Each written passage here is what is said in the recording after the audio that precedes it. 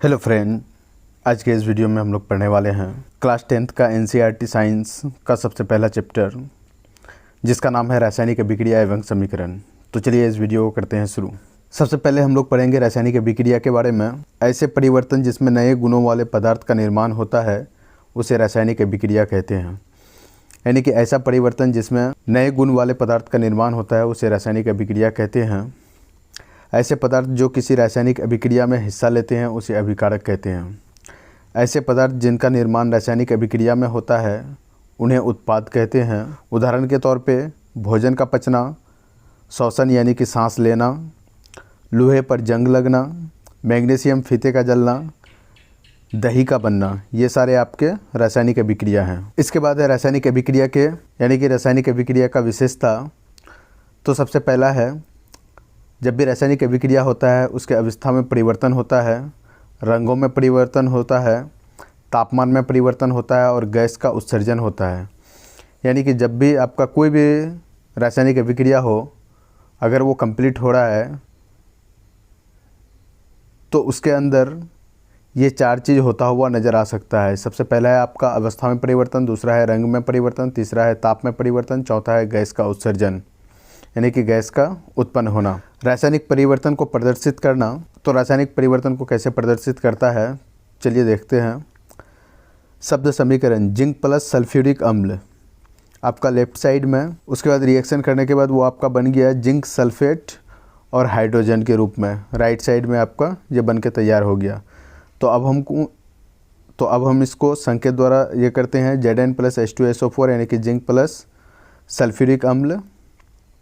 Reaction किया, उसके बाद आपका बन गया जिंक सल्फेट यानी कि ZnSO4, उसके बाद हाइड्रोजन गैस आपका मुक्त हो गया राइट साइड में। रासायनिक समीकरण, रासायनिक अभिक्रिया रासायनिक समीकरण द्वारा निरूपित की जाती है। रासायनिक समीकरण में तत्वों के प्रतीक या अभिकारक और उत्पादी के रासायनिक सूत्र उनकी भौतिक अवस्था के साथ लिखे जाते हैं। रासायनिक अभिक्रिया में आवश्यक परिस्थितियाँ जैसे ताप, दाब, उत्प्रेरक आदि को तीर के निशान के ऊपर या नीचे लिखा जाता है। रासायनिक अभिक्रिया को संतुलित करना, द्रव्यमान संरक्षण का नियम। किसी भी रासायनिक अभिक्रिया में द्रव्यमान का ना तो निर्माण होता है ना ही विनाश होता है। यानी कि कोई भी रासायनिक अभिक्रिया जब भी होता है तो उसमें ना ही उसके द्रव्यमान में यानी कि मास में कोई विनाश होगा, यानी कि मास कम होगा या फिर मास ज़्यादा होगा, ऐसा कोई भी स्थिति नहीं उत्पन्न होता है। रासायनिक अभिक्रिया के पहले एवं उसके पश्चात प्रत्येक तत्व के परमाणुओं की संख्या समान होनी चाहिए।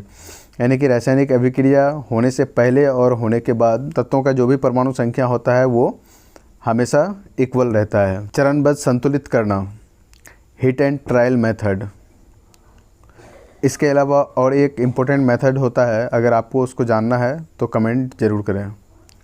तो चलिए हीट एंड ट्रायल मेथड देख लेते हैं। रासायनिक समीकरण लिखकर प्रत्येक सूत्र के चारों ओर बॉक्स बना लीजिए। जैसे Fe प्लस H2O, रिएक्शन करने के बाद Fe2O3 और H2O, इसको हम लोग बॉक्स के अंदर कर देते हैं। उसके बाद संतुलित करते समय बॉक्स के अंदर कुछ भी परिवर्तन नहीं कीजिए। बॉक्स के अंदर हमको कोई भी परिवर्तन नहीं करना है। समीकरण में उपस्थित विभिन्न तत्वों के परमाणु संख्याओं को नोट कीजिए। यानी कि इसमें जो भी आपका तत्व भाग लिया है उसके परमाणु संख्याओं को आप इस तरह का टेबल एक बना करके उसको नोट कर लीजिए।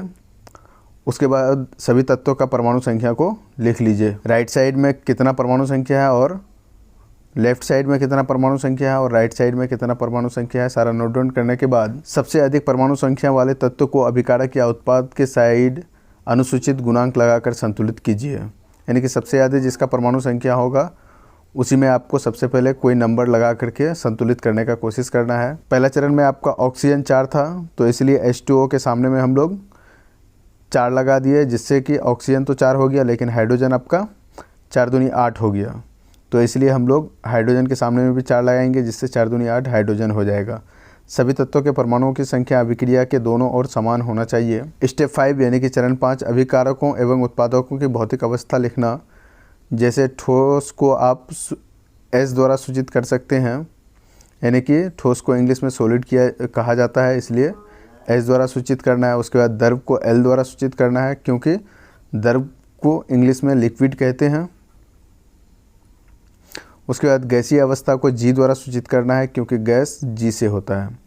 जलीय विलयन को AQ से इंडिकेट करना है, जैसा कि Fe यानी कि आयरन आपका सॉलिड है तो S से सूचित किया, यानी कि ठोस है तो S लिख दिए। तो H2O आपका लिक्विड है तो आपको L लिखना है, उसके बाद Fe2O4, और यहाँ आपका हाइड्रोजन गैस है तो आपको G लिखना है। स्टेप 6, कुछ आवश्यक परिस्थितियों जैसे ताप, दाब या उत्प्रेरक आदि को भी तीर के निशान के ऊपर या नीचे लिखना चाहिए। जैसे ये आपका रासायनिक अभिक्रिया है तो यहाँ जो आपका बीच में इसका तीर का निशान है, इसी के ऊपर या नीचे आपका लिखा जाता है ताप, दाब या उत्प्रेरक, जिसका भी इन सब चीज़ का आप जब भी इस्तेमाल करेंगे तो ये तीर के ऊपर या नीचे इसको लिखना है। रासायनिक अभिक्रिया के प्रकार, सबसे पहला है आपका संयोजन अभिक्रिया। इस अभिक्रिया में 2 या 2 से अधिक अभिकारक मिलकर एकल उत्पाद बनाते हैं, यानी कि ऐसा रासायनिक अभिक्रिया जिसमें 2 छोटे छोटे पदार्थ मिलकर के एक बड़े पदार्थ का निर्माण करते हैं, उसे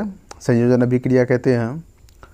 उदाहरण के लिए है आपका कोयले का दहन, यानी कि C+O2 आपका CO2, यानी कि कार्बन को जब हम लोग जलाएंगे तो उससे हम लोग को कार्बन डाइऑक्साइड उत्पन्न होगा। जल का निर्माण H+O2 H2O।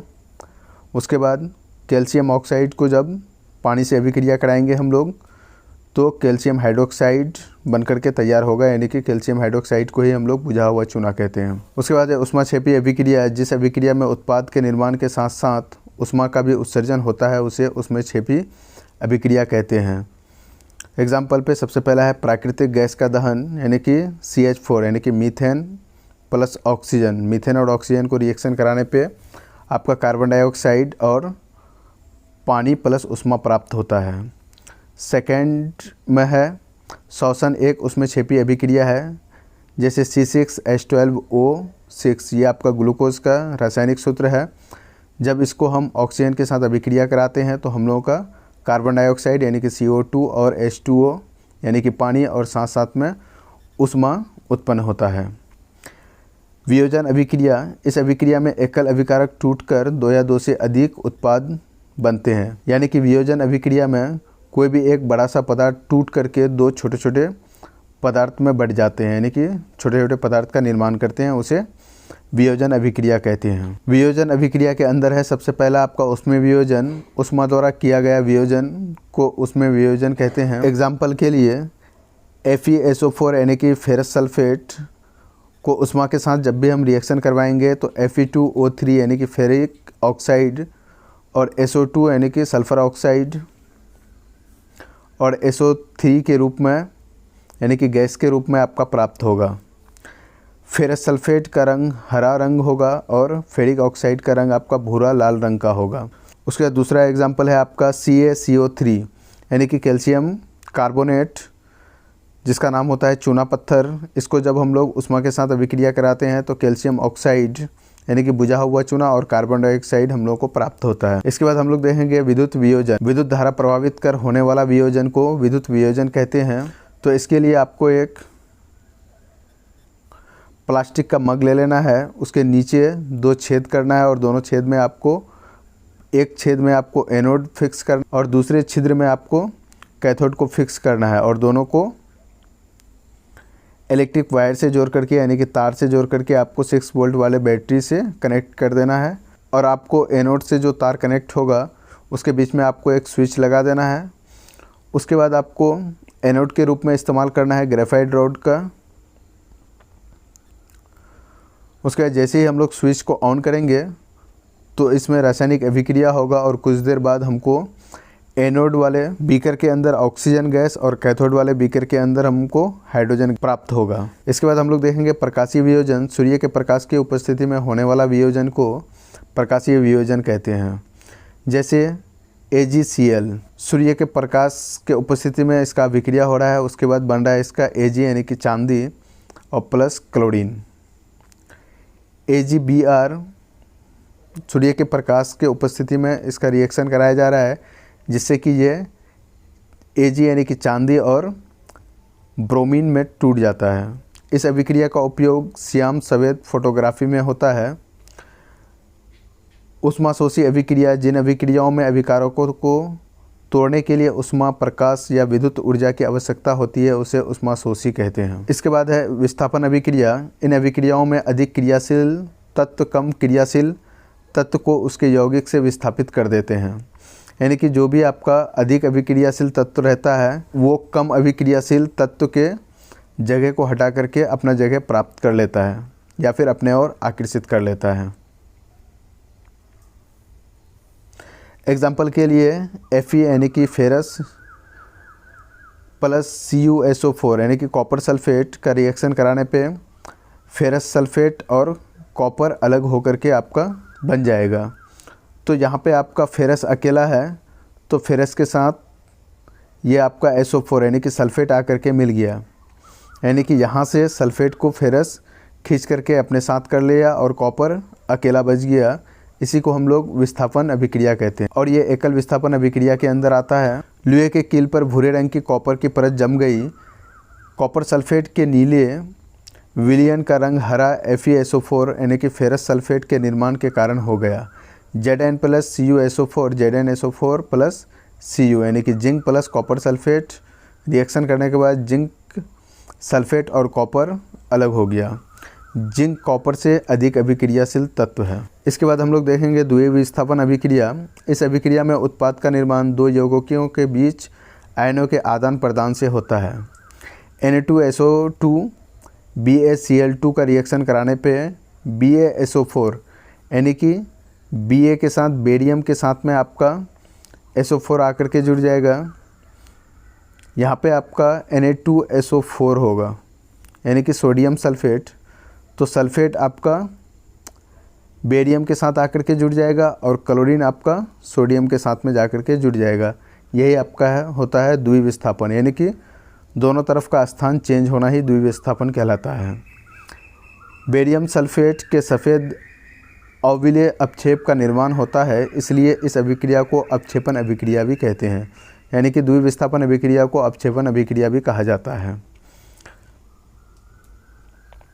उसके बाद है उपचयन और अपचयन अभिक्रिया। उपचयन जब किसी पदार्थ में ऑक्सीजन की वृद्धि होती है।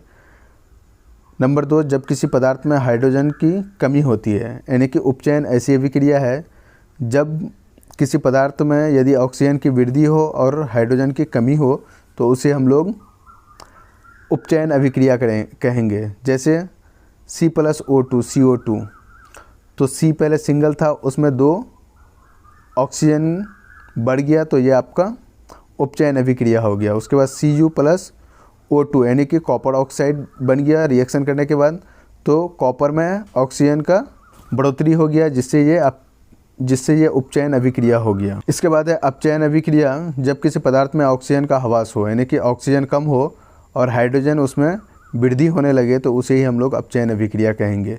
जैसे CuO यानी कि कॉपर ऑक्साइड प्लस H2O उष्मा के उपस्थिति में इसको रिएक्शन करवाए तो कॉपर आपका अलग हो गया और ऑक्सीजन जाकर के हाइड्रोजन के साथ मिल गया, तो ये आपका कॉपर प्लस वाटर बन के तैयार हो गया। तो इसी को हम लोग अपचयन अभिक्रिया कहेंगे। इस अभिक्रिया में कॉपर ऑक्साइड कॉपर में अपचयित हो जाता है, हाइड्रोजन उपचयित होकर जल बनता है। इस अभिक्रिया में उपचयन तथा अपचयन दोनों हो रहे हैं, इसे रिडॉक्स अभिक्रिया कहते हैं। दैनिक जीवन में उपचयन अभिक्रिया का प्रभाव। संक्षारण, सबसे पहला है आपका संक्षारण। जब कोई धातु ऑक्सीजन, आर्द्रता, अम्ल आदि के संपर्क में आती है जिसमें धातु की ऊपरी परत कमज़ोर संक्षारित हो जाता है। लोहे की वस्तु पर जंग लगना, चांदी के ऊपर काली परत व तांबे के ऊपर हरी परत चढ़ना संक्षारण के उदाहरण हैं। यसद लेपन, विद्युत लेपन और पेंट करके संक्षारण से धातुओं को बचाया जा सकता है। विकृत गंधिता, वसायुक्त और तेलीय खाद्य सामग्री वायु के संपर्क में आने पर उपचयित हो जाते हैं जिससे उनके स्वाद और गंध में परिवर्तन हो जाता है, इसे ही विकृत गंधिता कहते हैं। विकृत गंधिता रोकने के उपाय। सबसे पहला उपाय है आपका प्रतिऑक्सीकारक का उपयोग करके वायुरोधी बर्तन में खाद्य सामग्री रखकर वायु के स्थान पर नाइट्रोजन गैस द्वारा शीतलन द्वारा, इसलिए चिप्स के पैकेट में नाइट्रोजन गैस भरा जाता है ताकि आपका चिप्स खराब ना हो। तो दोस्तों आज के इस वीडियो में इतना ही। अगर ये वीडियो आपको इन्फॉर्मेटिव लगा है तो इस वीडियो को लाइक और शेयर करें तथा इस चैनल में बने रहने के लिए इस चैनल को सब्सक्राइब करें। Thank you for watching this video.